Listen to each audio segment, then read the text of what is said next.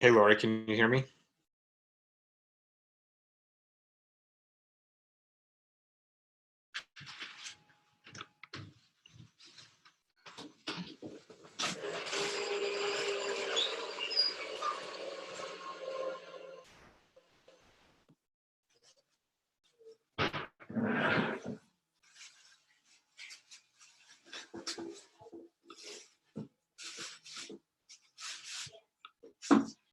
Hi, Tim.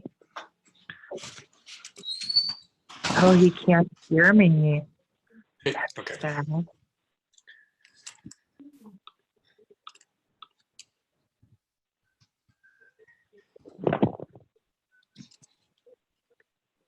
Ben. Can you hear me? Yeah, can you hear me? Why can't he hear me?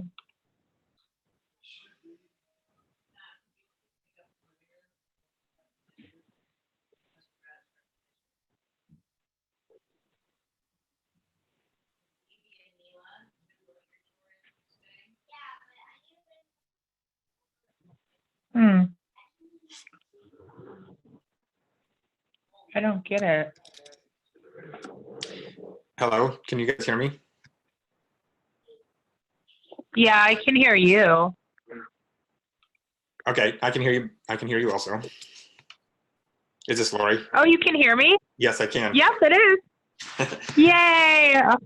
Do you know how to turn on your video? Except I'm on my phone because Oh, my PC doesn't have a camera. okay, that's fine. That's fine. I just was wondering. Um, and then Jennifer, I can see you. Can you hear me? I can see you. Can you hear me? I can, yes. All right, good deal. All right. I know we have about 3 more people coming on. Jennifer, where do you teach again? So I'm actually a school social worker with South Macoupin Association for Special Education. That's right. That's right. Excuse me, my schools are Staunton and Bunker Hill. Okay. Okay. Yeah, I've done some work down in Staunton. That's probably where you got the link from. I did, from Mr. Allen, who's the high school principal, and then Monday, Mr. Moore was on this Zoom conference meet, Yes. so I recognized him. So yeah, Very good. I was like, Very good. Yeah. I need to brush up on this.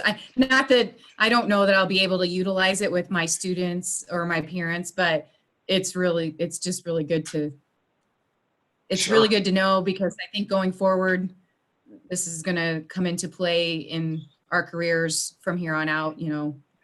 I was just reading an article and it said that and this was from Australia, but Australia was hit with the wildfires last year, so they had a huge disruption, and now this, and they're saying, we are just rethinking the way that we're going to move forward, because it's inevitable that something is going to close schools for down the road. So you're right, having the ability to do this and have a plan in place is important.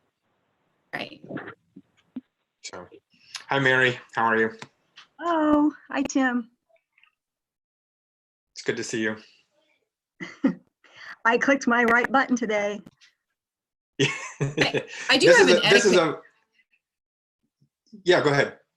I'm sorry, I have an etiquette question, because I Sure. don't really do these very often. And our superintendent's like, mute your microphone, and I get that.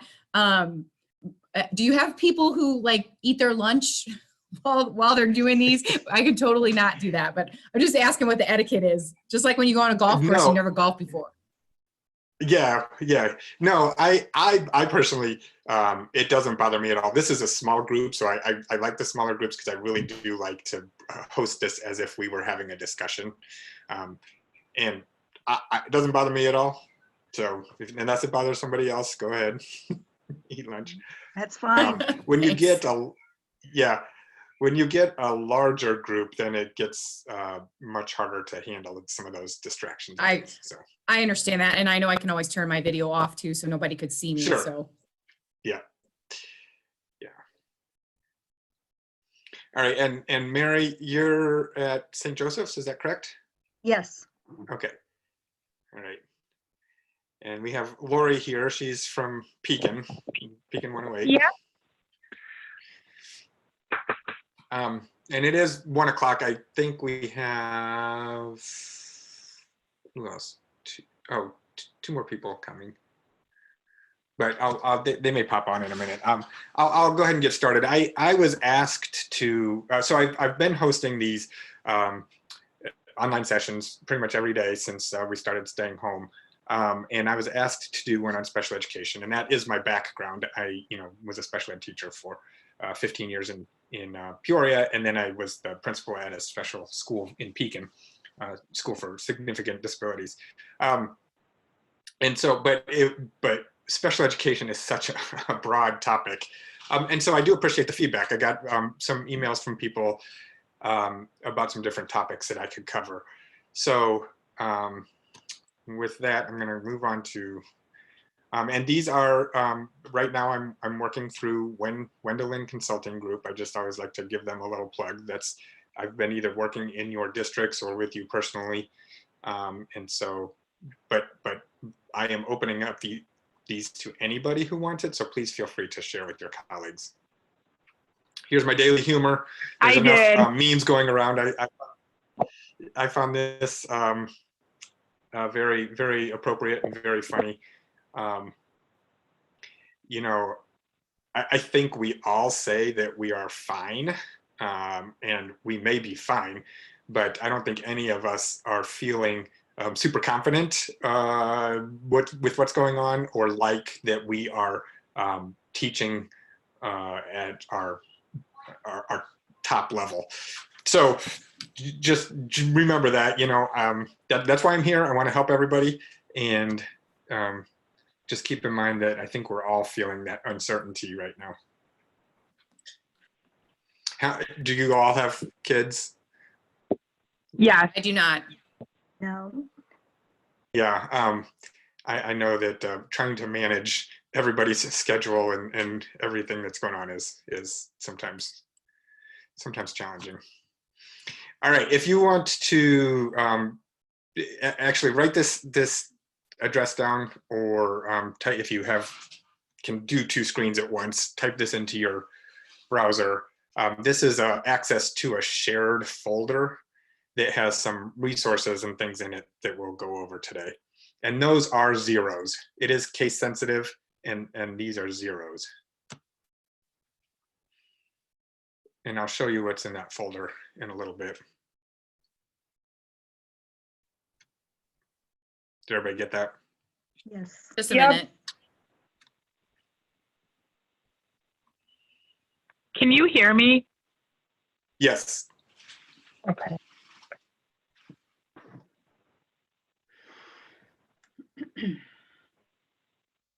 Okay.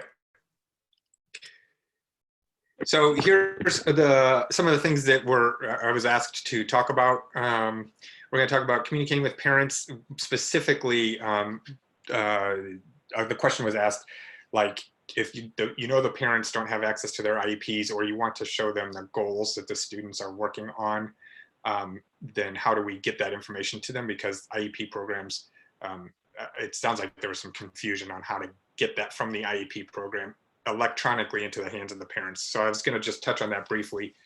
Go over some reading activities, especially like encouraging unstructured reading, not necessarily how to teach the real lessons, but just how we, if you have students that don't have a lot of books at home, how do we get them the resources and the materials to continue to read every day. And then I personally picked this one, Chrome extensions and activities, how to make sure that if your students were using something at school on their Chromebook, and maybe they don't have the Chromebook at home, how to make sure that those get transferred to what they're doing at home. This one came from Facebook, and the question actually kind of surprised me a little bit. It said that they had regular division teachers sending home videos, and they wanted to know how to make those videos meet some of the accommodations on the IEP. And one of them specifically was chunking. So how do you chunk that long video into pieces? And I found it a little humorous because I was like, well, you can just pause the video, you know, but I think if you have intentional pauses and things in the videos and break it up to help the students chunk that information. So there's a program that will allow you to do that. And then there are a ton of webinars and other information coming up that you can watch that will give you lots of information, special education information about how to teach from home or how to give resources to students at home. So that's kind of the agenda that I was going to do for the next 45 minutes or so. Was there anything else that any of you wanted me to touch on that I can think about while we're doing this?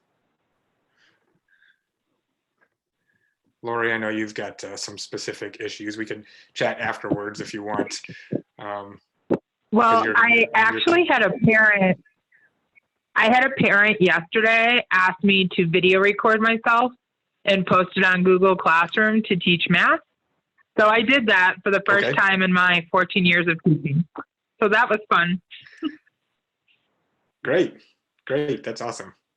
Yeah, Tim, I'm just since I'm a school social worker and I'm not a teacher, I like typically, you know, I have individual sessions with some of my students, and then some of my students, I deliver services in a group setting, like we have Mhm. behavior support classrooms in the schools that I work in. So typically I push into the classroom and do that. So I'm just kind of out here like, you know, I'm scrambling, trying to like make, you know, contact with parents and students over the phone. And we're in a, you know, rural area. So some of our student population do not have access to the internet, and especially a lot of my kiddos, families Right. either don't or, so I'm just kind of here just to see what options are out there, maybe to try to help assist like some of the teachers I work with. But as far as like, for me, like, I don't really know what I should be doing other than what I'm doing right now.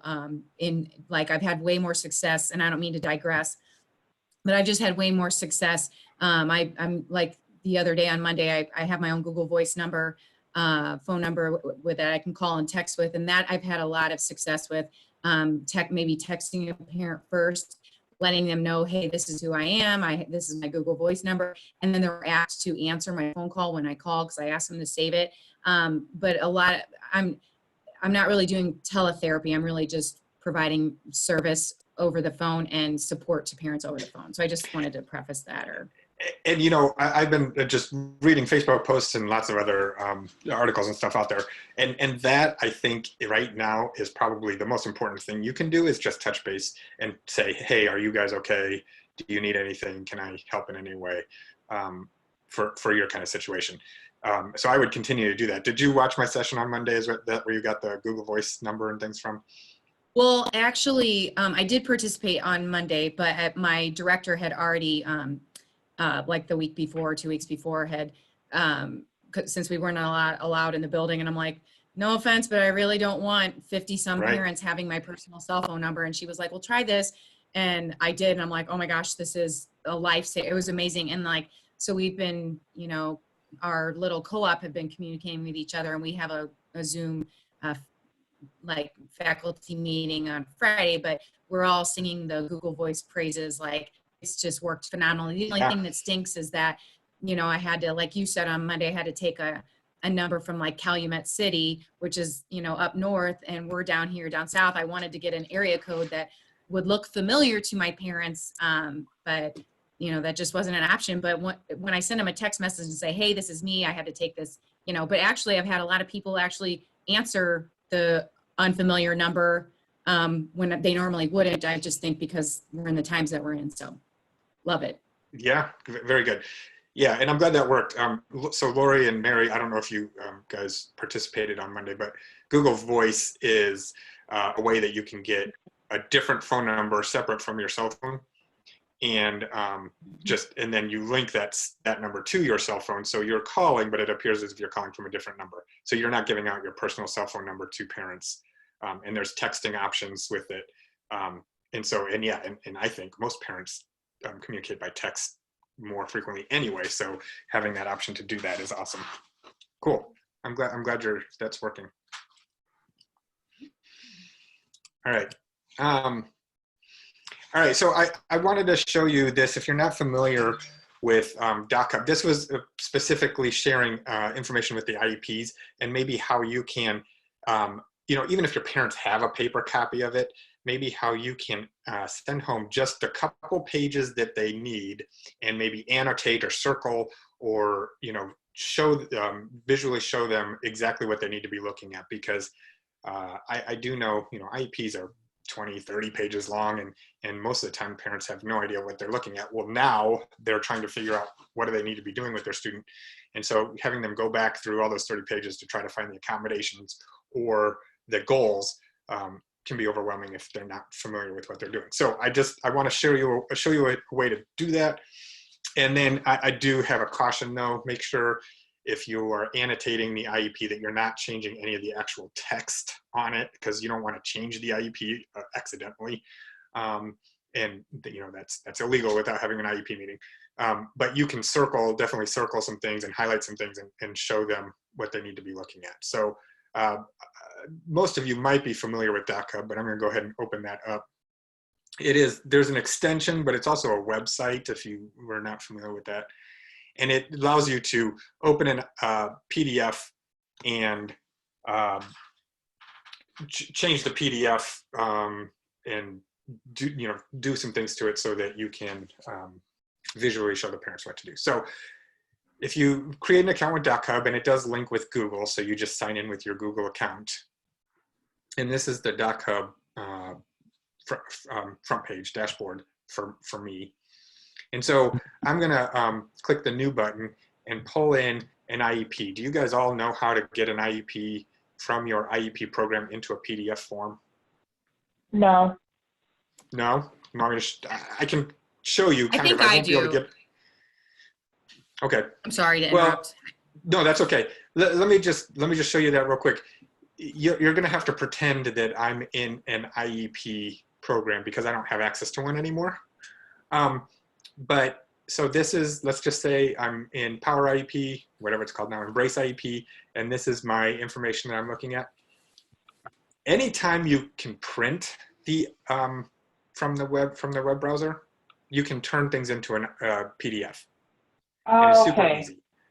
Yeah. So if I wanted to print this page, and then instead of selecting a printer, I'm going to select Save as PDF.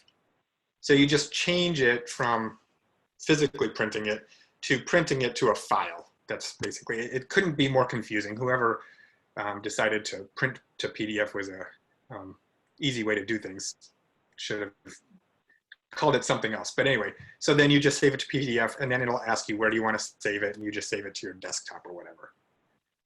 So you can do that with anything. Not just IEPs. You can do that with anything you can print. So any program you're in and you have a print button, you can turn that into a PDF.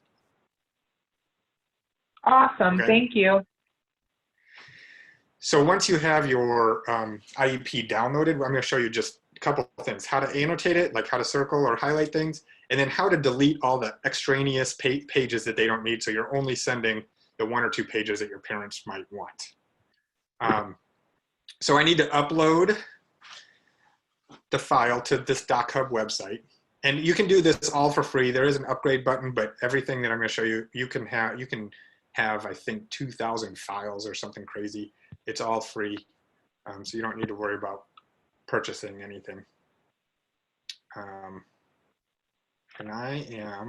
here it is. Drop files here. Okay, so I need to import from my computer. If you happen to have it in Google Drive, you can use that too, but I'm going to import from my computer. And I have a blank IEP. I was trying to find one that didn't have anybody's information on it. In my PDFs here. Okay, so you upload your IEP.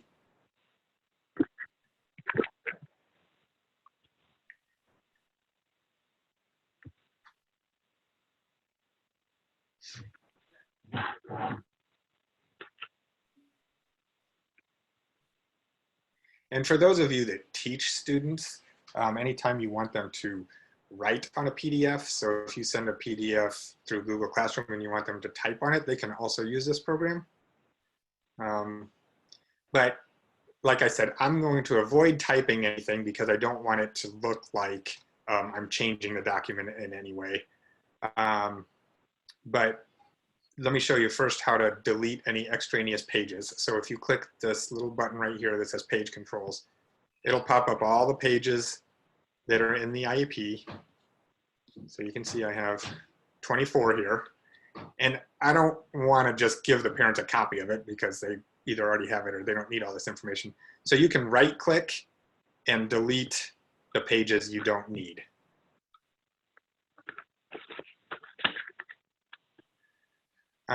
So I'm looking specifically for the accommodations page. I don't need this. I'm not going to go through all of them, but so basically I would delete everything but the accommodations and the goals pages. It's kind of hard for me to see here. And boy, when I'm doing these Zoom calls, my internet sure slows down a lot. Okay, well, anyway, I'm gonna just pull up this page here. What is this? That's manifestation. Is this the goals page?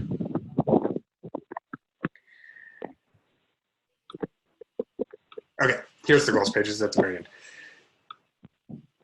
So you want to maybe highlight one or two goals that your parents can work on with your student. So you can either just draw freehand and so these are just all annotation tools that you can use. So I want the parents to be super slow. I want you to work on this goal. So you can circle it, or you could use the highlighter. And if you want to type something without it looking like you are changing the IEP, you could make a comment and it would pull up a little comment box here. So this is what I want you to work on. Okay, does that make sense to everybody? Yep. Okay, and then, so once you make the changes, then you can just go to, it saves automatically, and then you need to download it. So there's this little button right here that says download or export. And then you download it to Google Drive or to your computer, and then you can send it to your parents that way. Nice. Does that make sense to everybody? Mhm. Yes. It does. Okay.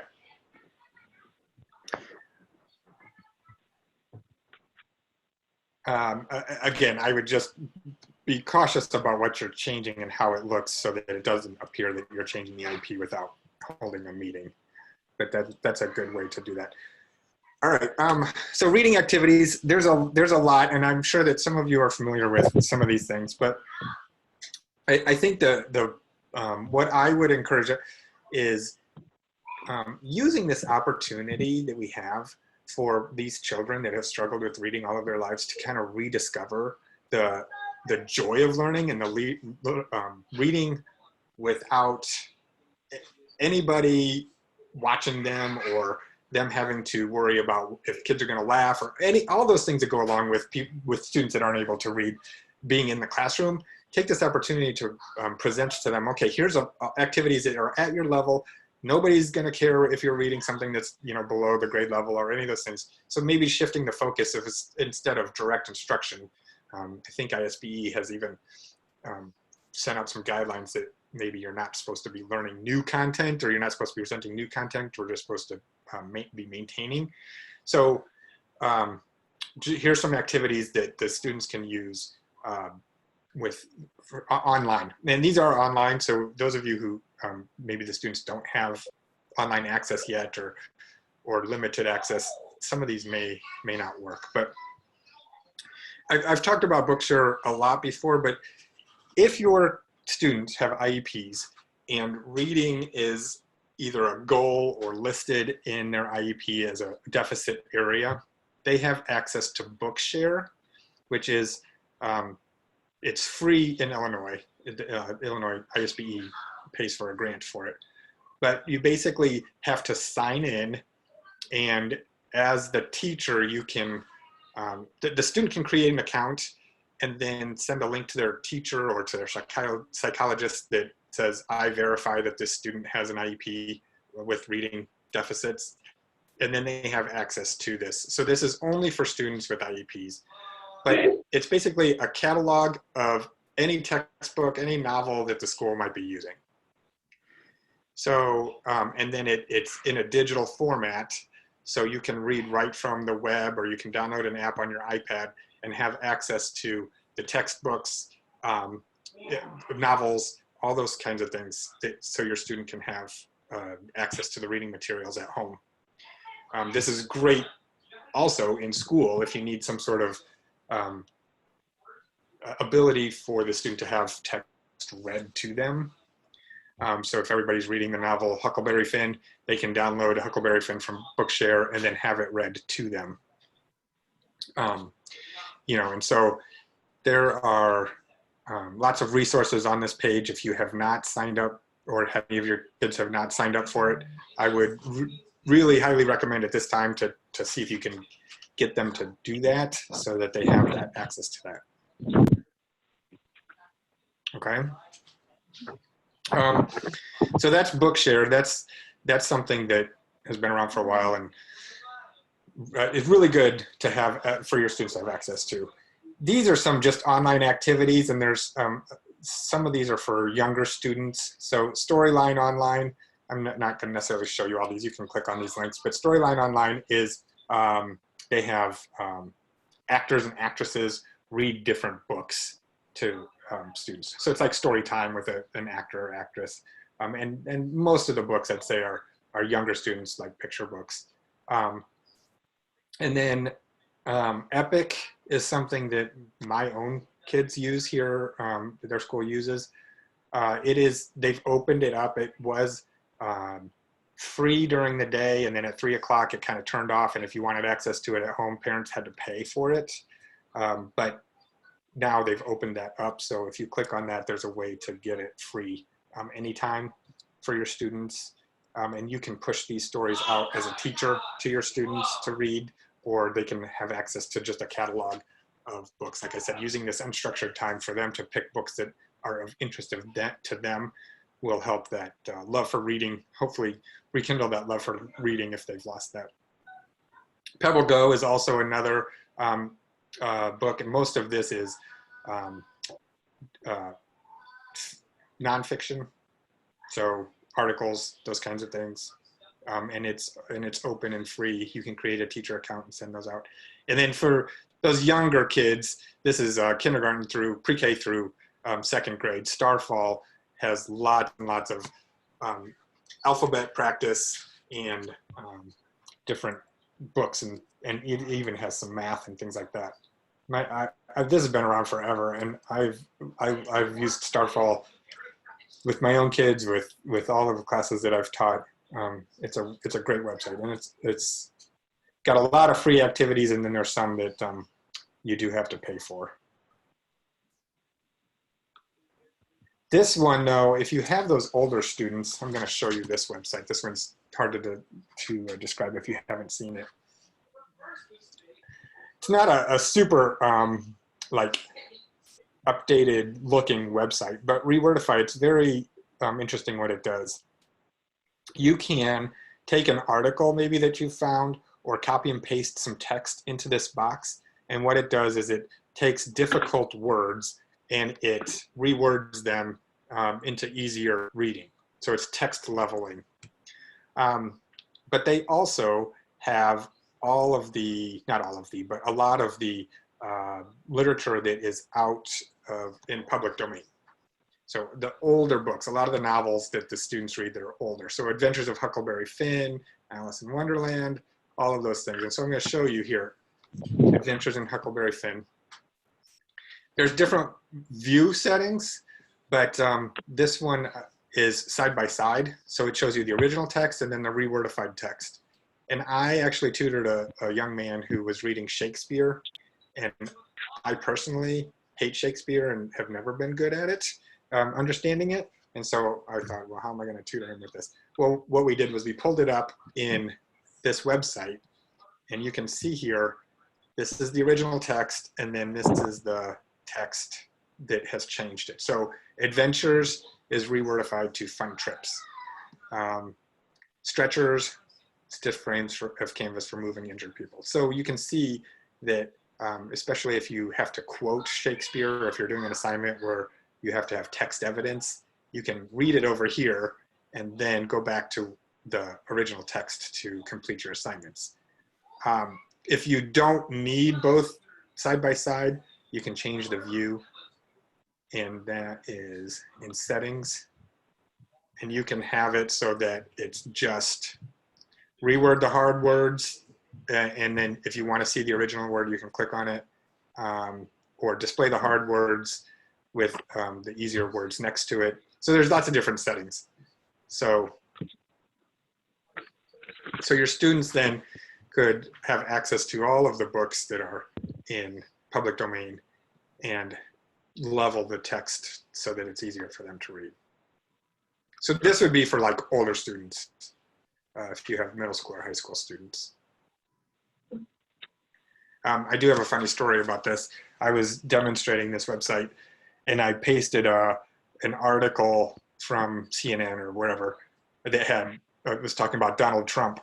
And every time it said the word Trump, it rewordified it to highest hand in a game of cards. So it was Donald, highest hand in a game of cards, said this. And I thought that was kind of funny. Everybody got a laugh out of that too.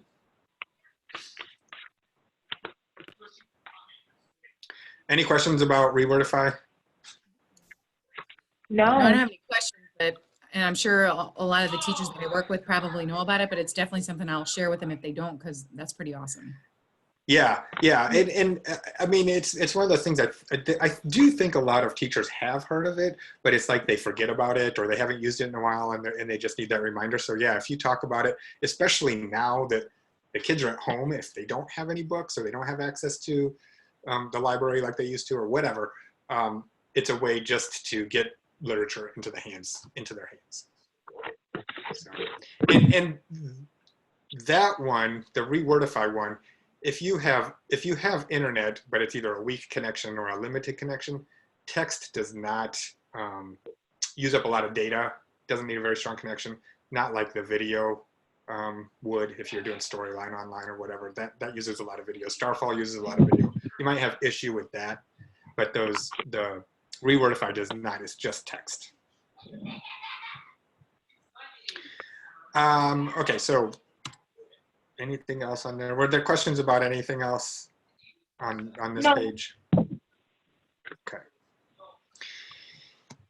So I've been getting questions about extensions and things like, okay, my students at school had access to voice to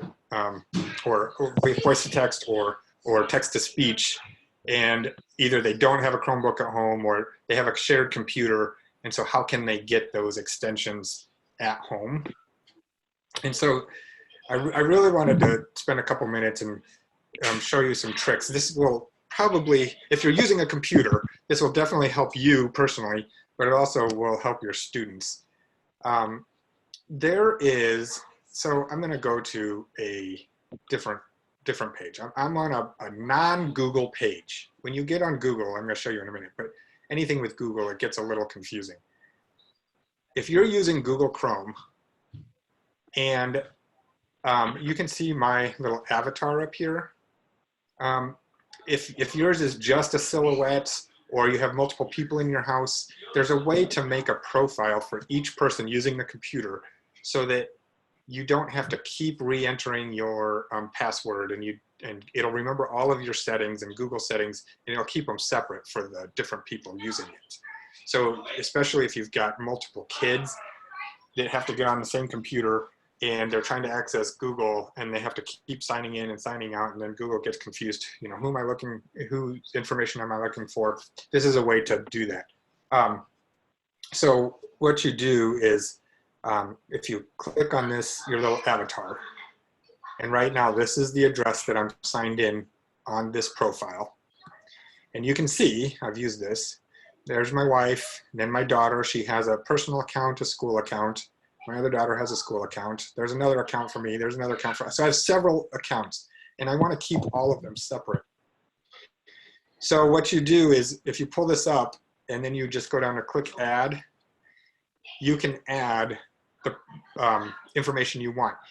And so I'm thinking about kids with disabilities that have extensions, like reading extensions at school on their Chromebooks, but now they're at home and they don't have access to those. If they just create their account, so this is Johnny, I don't know, just making up names here. And it'll say, already a Chrome user, sign in. And they already have an account through their school email. So they click sign in. And then they're gonna sign in with their school email and password. And then it will pull up all of their extensions and all of their bookmarks and all of their passwords and everything that they had saved at school. So I'm going to just show you real quick. So when I'm on my personal account right now, I'm going to switch to my daughter's school account. Now you can see that I have her bookmarks. If I go to Gmail, I hope she doesn't have anything that, she's in 4th grade, she shouldn't have anything in her email that I don't want to see, but it'll have her email. I didn't have to sign in to a different account. And any extensions that she might have installed at school would show up here. So this is what I was talking about. If you're on a Google page, you have 2 avatars. It's this top one in the toolbar that sets the profile for Chrome. And then it's this bottom one that shows what email she's signed into. Does that make sense to everybody? Yep. So I'm going to go to my drive here. And so this is my drive. But if I want to see my daughter's drive, I click up there, go down to her, and then I go to drive. And since she's already signed in, it'll pull up her drives. So it just makes it really easy to switch back and forth between, if you want to keep your stuff separated from your kids' stuff and they want to keep each other separated, if you just have those multiple profiles. And what I'm talking about, if you're not familiar with extensions, is if your kid at school needs text to speech, so they can, I put this on my, let's pull this up here. The Chrome Web Store. Are you guys all familiar with extensions? Yes. Okay. So I'm going to do my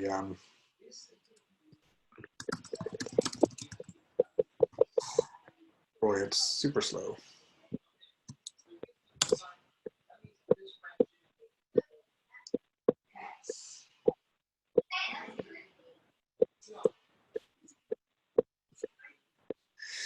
So if they had this installed, then it would show up here. And then if they had that at school, then they can have it at home also. So that's kind of what I wanted to show you, is that they have access to all of that, and it's really easy to keep it separated.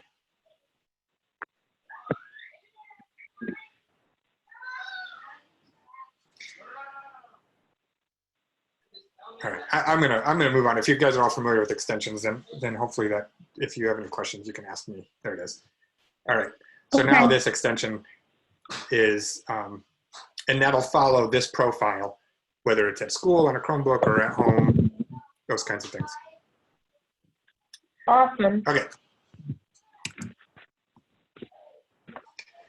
This one was interesting too, and like I said, this didn't come from one of you guys, but this was something I saw on Facebook on learning how to because now, and I thought it was very relevant. Now teachers are sending home all these videos, either of themselves or Khan Academy or YouTube videos or whatever, to teach the content or to have the students watch the content. And so if you've got students that need some help with the video, or if you want to make sure that, this goes for all students, that they're paying attention to the video. Edpuzzle, have you guys ever heard of Edpuzzle? No. Yeah. This one's really cool. Laura, you've heard of it? Okay. Yeah. So what Edpuzzle is a website where you can take a video from YouTube or Khan Academy or your own video, and you can then break that video up into chunks, because we were talking about chunking. You can have it pause after a certain amount of time and ask questions, and then the students have to answer those questions before the video will move on. And it then will collect that data and feed it back to you as a teacher, so that you can see who's watching the video, whether they're paying attention and getting the questions right. You can even see if they've had to rewatch the video or not, how many times they tried to answer questions, things like that. So this is just an example. Over here, you have all the different sites that Edpuzzle is linked to. So there's a lot of videos on Edpuzzle that are already created. There's YouTube, Khan Academy, National Geographic, all these different websites that you can pull videos from. And so this one just happens to be, let's do how pandemics spread. This one's already created by somebody. So there's lots of information that's already created. And down here at the bottom, you can see every time a question is asked, these little teardrops appear. So I'm gonna watch this video, I'll watch the whole thing, and it came from YouTube.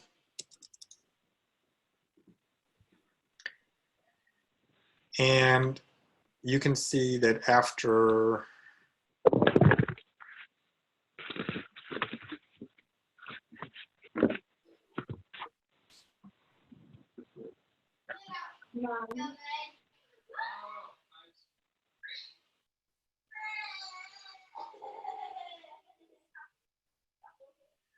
okay, so you can see it paused, and then it asks a question, and then you have to check, and I believe it's all of them. I didn't watch the video, so I don't actually know. As a teacher, you can turn this skip off if you don't want them just skipping the questions, and then it won't, it'll give you feedback, and then it won't move on until you answer the questions. So I really thought that, you know, if you've got kids that you know will just turn the video on and say that they watched it, but you really want some feedback on what they're learning from it, if they really did watch it, those kinds of things. This is an awesome website to use for that. And like I said, you can use your own content, your own videos that are created, but there's lots of content already out there. So search for that and see what's available. One last thing that I want to say about video is that if you know of any of your students that definitely have any accommodations as far as visual impairments, hearing impairments, difficulty accessing the computer, you really need to look at how to make your video accessible. Things like how to make it closed caption, how to do audio transcripts or add transcripts to it automatically.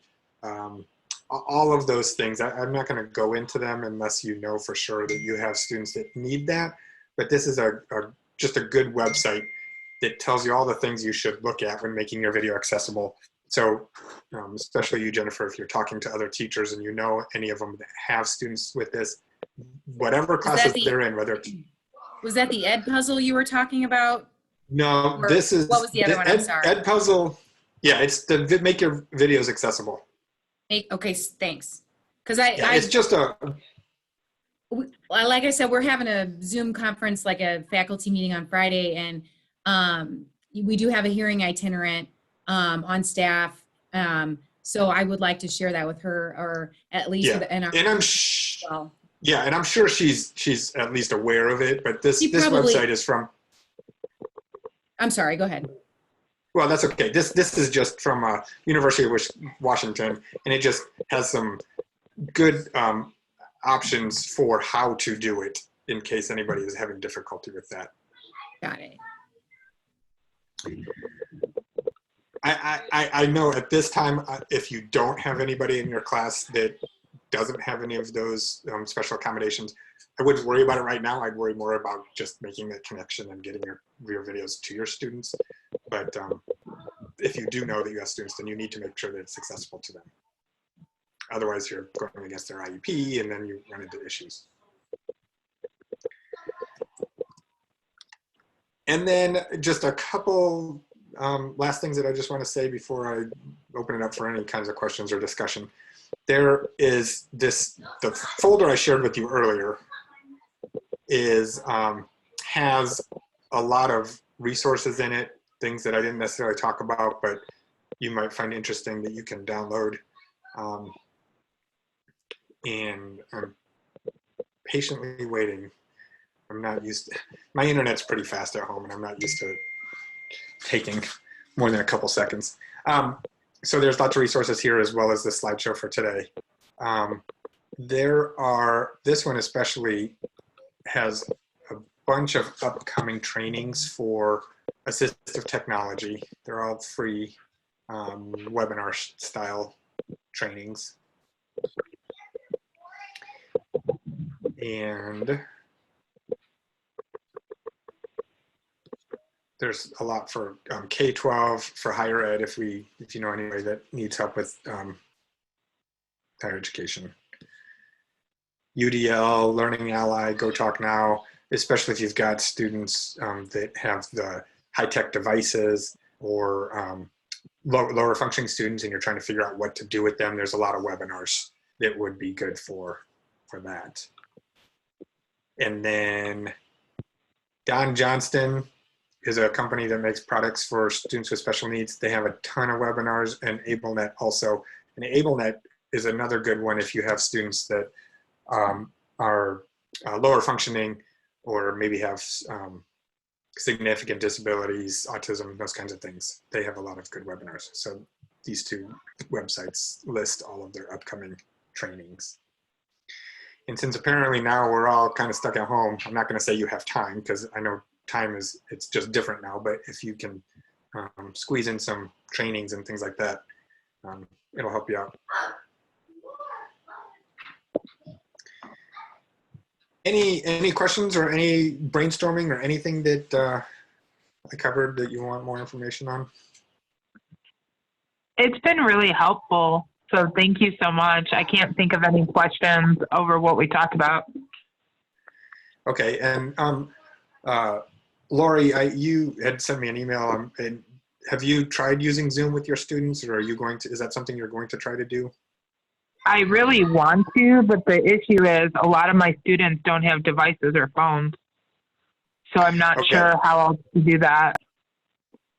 Yeah. Well, let me know if you want. We can talk at some other point if you want to try to figure something out. That would be awesome. Yeah, I'd greatly appreciate that. Okay. Jennifer, anything? No, I really don't have any questions at this point. I think it had my cooperative faculty meeting been Monday or yesterday, I probably have questions for you, but right now I don't. Well, feel free to email me or hop on our website, and if questions do come up, and I'd be happy to just zoom into a group of your teachers if you want to. Awesome, I'm very open. Yeah, I'm very open to doing this however we need to get that information out there. So, Great. Mary, are you good? Yeah, I think a lot of this I'll use more once we get back to school. I don't know Yeah. if it's that useful for what I'm trying to do right now, but it's really great information. Yeah. If I have a student who does use the speech to text, does he access that the same way as you talked about going to the Chrome web store? And Well, so text to speech where No, he wants to if talk to the computer and it types. So let me just show you since I have my screen pulled up. Okay, If you are, he would access this just the same way he would at school. If Okay. he's in Google Docs and he just goes to Tools and then voice typing, okay, it will turn that on for him, and it's built into Google Docs, so he doesn't have to Okay. download anything. He doesn't have to do okay, anything great. like that. Because he doesn't have his Chromebook at home. Well, he can do it on a Right. computer, and well, if you're using an iPad, it's different, but yeah. Okay. That, I'm afraid that is what he's probably using, but I'll find out. Yeah, find out and then let me know. If he's using an iPad, he just basically uses the Siri button on his keyboard. So he would go into Google Docs and then tap the microphone on his keyboard that pops up, and then he would voice type that way. Okay.